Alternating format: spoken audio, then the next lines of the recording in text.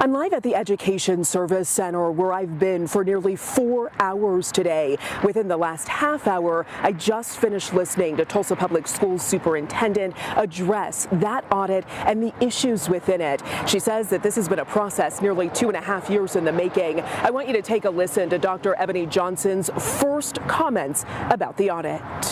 Welcome feedback. We welcome the ability to exercise what we call continuous improvement.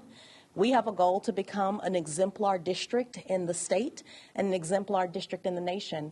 In order for us to get there, we've got to shore up our practices, make sure things are done appropriately, make sure that we continue to work towards all of our processes, fiscal controls, and transparency being in place.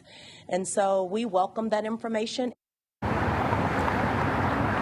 I specifically asked Dr. Johnson about some of the claims that there's pervasive issues with the district making payments without getting proof of receipts or itemized invoices. In response, she says they have made changes. Specifically, only 2 of her executive team, including herself, were here during the time of that audit, saying there's a new executive cabinet, there's a new CFO as well. She says the district has also added its own auditor in order to examine its own practices. Now, the school board president, Stacey Woolley, was critical of that audit by the state auditor, Cindy Bird, saying specifically she felt that press conference was one of political gain. Her issue was that the press conference and the audit didn't mention anything about what the district has done since that audit to make any changes or any improvements. And as we heard Brody say, she told everyone at that press conference that TPS knew about many of these issues 9 months ago.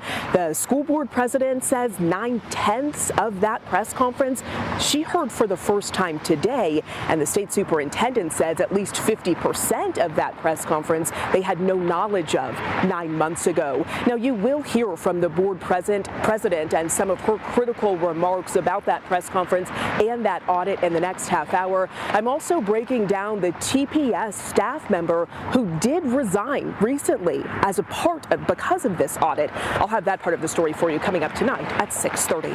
Aaron, back to you.